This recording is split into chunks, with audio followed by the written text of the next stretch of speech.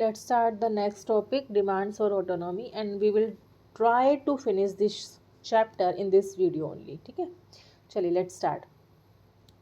Many states and even many political parties have from time to time demanded that states should have more autonomy.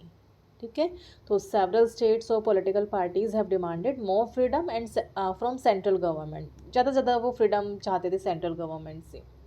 Several states and political parties have demanded more freedom and central control. ठीक है, but the meaning of autonomy differ from one state or party to another. हर किसी के लिए जो autonomy का freedom का जो ये मीनिंग होता था ना, वो सबके लिए अपना अलग अलग था. कोई किसी चीज़ को लेकर फ्रीडम चाहता था, कोई किसी चीज़ को लेकर फ्रीडम चाहता था. Sometimes these demand expect the division of power should be change in favour of states. कभी कभी क्या होती थी, कुछ ऐसी मांग की जाती थी जो कॉन्स्टिट्यूशंस को मॉडिफाई करके स्टेट्स के फेवर में आ जाए. Many states like Tamil Nadu, Punjab, West Bengal और बहुत सारी ऐसी पार्टीज थी like DMK, Akali Dal and CPI तो हैव रेज्ड दीज डिमांड. इन्होंने क्या किया, अपनी डिमांड को रेज किया. अनदर डिमांड इज़ दैट कि state should have independent sources of revenue. जाहिर सी बात है, हर कोई स्टेट्स क्या चाहेगा, फाइनेंशियल ऑटोनॉमी चाहता है. ठीक है, मीनिंग क्या है कि control over their own sources of income, कि उनका खुद का अपनी कमाई पर उनका खुद का कंट्रोल रहे. 1977 the left front government in West Bengal brought out a document demanding a restructuring. ठीक है, 1977 में जो वेस्ट बंगाल के लेफ्ट फ्रंट थे, उन्होंने क्या डिमांड की, अपने स्टेट को जो इनके रिलेशंस हैं, सेंटर स्टेट के जो रिलेशंस हैं, उनको रिवाइज्ड करने की बात की. ठीक है, उनको दोबारा से रिवाइज किए जाएं. The third aspect relates to administrative power of the state, कि some states want more control over their own administrative machinery.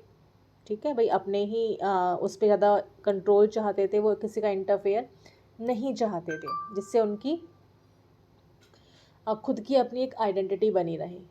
Next है कि ऑटोनॉमी डिमांड्स में also be related to culture and the linguistic issues. अब कुछ ऐसी demands थी जो language और कल्चर को प्रोटेक्ट करने के बिहाफ पर थी, है ना, उनको प्रोटेक्ट करने के लिए थी. चलिए, अब नेक्स्ट इसमें हमारा जो टॉपिक आता है वो क्या है, role of governor and president's rule. The role of governor has always been a controversial issue. Starting से ही, है ना, जो गवर्नर का रोल है वो काफ़ी कंट्रोवर्शियल रहा है. Governors are appointed by the centre government, so state often view them as a centre's representatives. भाई सेंटर गवर्नमेंट उनको चूज़ करती है, तो स्टेट को ये लगता है कि ये हमेशा से ही सेंटर के लिए ही काम करते हैं बस. The governor is not an elected office holder. Since the governor is not elected, their neutrality is often questioned. ठीक है, हमेशा से ही उसकी न्यूट्रलिटी पे क्वेश्चंस उठते हैं. When two different parties are in power, centre में कोई अलग हो, स्टेट में कोई अलग हो, तब ये जो मैटर है ना, और भी ज़्यादा कंट्रोवर्शियल हो जाता है, और भी ज़्यादा गंभीर हो जाता है, सेंसिटिव हो जाता है. Sarkaria commission recommended appointment should be strictly non partition. जो सरकारिया कमीशन है वो सजेस्ट करता है कि governor should not be political and must remain neutral. कि पॉलिटिकली उसे अपना भाई ये बोला जाता है कि उसको जब हम इलेक्ट करते हैं, दैट इज़ इसलिए कि वो न्यूट्रल रह के काम करें, सेंट्रल और स्टेट के लिए, दोनों के लिए वो न्यूट्रल रह के काम करें. आर्टिकल 356 में बोला गया है, प्रोवाइड्स फॉर प्रेसिडेंट रूल, की आर्टिकल 356 ये हमें बताता है, article 365 allow the center to take over that state administration during constitutional failure. ठीक है, तो 356 जो है हमारे स्टेट में कॉन्स्टिट्यूशंस के अकॉर्डिंग रूल ना चल पाने की वजह से प्रेसिडेंट का जो रूल है उसको लगा दिया जाता है. अगर स्टेट में कोई गवर्नमेंट सही तरीके से काम नहीं कर रही है, या किसी वजह से उनको बीच में से हटा दिया गया है, बर्खास्त कर दिया गया है, तो राष्ट्रपति शासन उस समय लगा दिया जाता है वहाँ पे कुछ टाइम के लिए. तो this had led to many conflict, काफ़ी सारे कॉन्फ्लिक्ट इससे हो जाते हैं. ठीक है। कई बार क्या होता है कि इसको मिसयूज़ करके गवर्नमेंट को हटा दिया जाता है, जिसकी वजह से काफ़ी सारे बीच में अब इनके बीच में टकराव भी हो जाते हैं, है ना।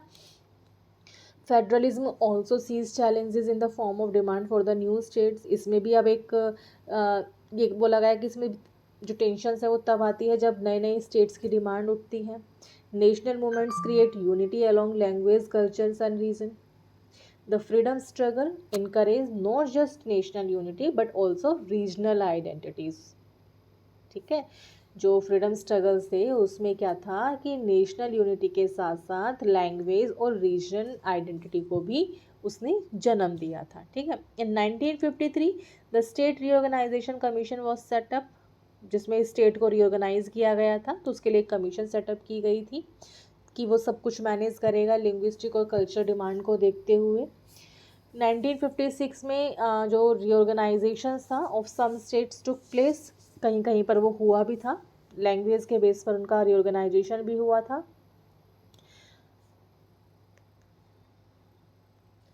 जैसे हम बात करें गुजरात और महाराष्ट्र की 1960 में और पंजाब और हरियाणा की 1966 में, इनको इनके लैंग्वेज के बेस पर अलग कर दिया गया था। दोनों स्टेट्स इनके अलग बना दिए गए थे। गुजरात और महाराष्ट्र को अलग कर दिया गया था, पंजाब में से हरियाणा भी अलग कर दिया गया था।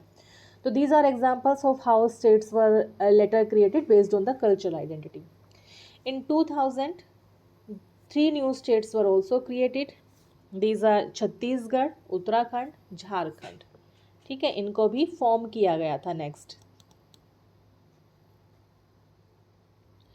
2014 में Telangana was carved out of Andhra प्रदेश।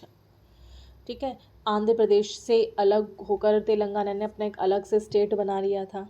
तो इस तरह से बहुत सारे ऐसे स्टेट्स आए थे जिसने अपने आप को इंडिपेंडेंट किया, अपने एक अलग अलग स्टेट्स क्रिएट किए थे अपने लैंग्वेज के बेस पर, अपने कल्चरल आइडेंटिटी के बेस पर। ठीक है। अगर हम बात करें इंटर स्टेट कॉन्फ्लिक्ट को लेकर, तो state also have dispute among themselves. भाई इनके बीच में लगभग जो डिस्प्यूट्स हैं वो होते रहे हैं।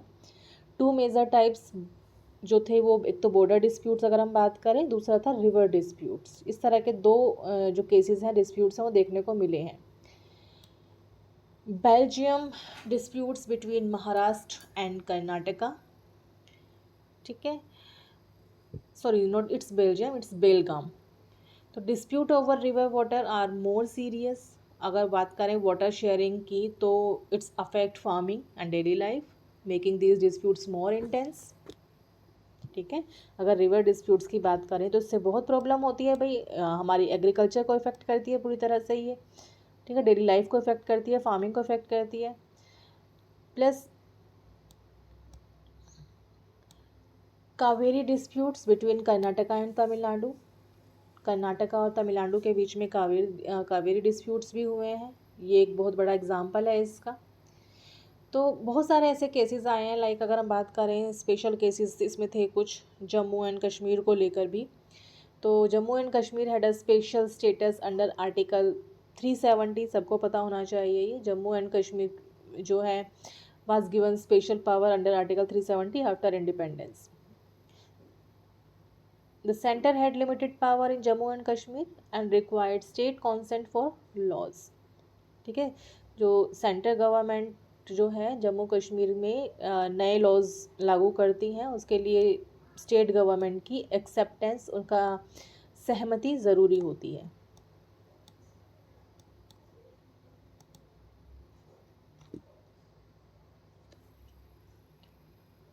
ठीक है, तो this special status no longer exist after 2019। In 2019, Article 370 was abrogated and Jammu and Kashmir was divided into 2 union territories. ठीक है, 2 यूनियन टेरिटरीज में वो कन्वर्ट हो गए थे। 370 को जब हटा दिया गया था, दैट इज़ जम्मू कश्मीर और लद्दाख। तो 2 यूनियन टेरिटरीज इस समय बन गए थे 2019 में। ठीक है, तो दैट्स इट। आपकी जो इसमें मेन इंपॉर्टेंट टॉपिक्स है, मेन पॉइंट्स थे, वो मैंने आपको सब क्लियर कर दिए हैं। अभी भी अगर कोई डाउट है आपको, एक बार आप रीड करके देखिए। If you have any doubt then you can ask me directly by the call, by the message और इन क्लास ऑल्सो। ठीक है, अब इसमें लास्ट हम देख लेते हैं कॉन्क्लूज़न। कॉन्क्लूज़न में क्या है, federalism is like a rainbow, federalism is a beautiful blend of unity and diversity. ठीक है, एक इसे इंद्रधनुष की तरह बोला गया है, रेनबो की तरह बोला गया है, जिसमें बहुत सारे कलर्स मिलते हैं और वो बहुत ही इसे ब्यूटीफुल बना देते हैं। No legal formula can ensure federal balance forever, only mutual trust, cooperation and political maturity can protect federal values। ठीक है, केवल अगर हम बात करें इसको जो कोई प्रोटेक्ट कर सकता है तो इसके लिए इसके ऊपर म्यूचुअल ट्रस्ट होना बहुत ज़्यादा ज़रूरी है, तभी फेडरलिज्म को बैलेंस करके उसे कंटिन्यू किया जा सकता है। ठीक है, डेमोक्रेटिक कंट्री में फेडरलिज्म को हम तभी फॉलो कर सकते हैं।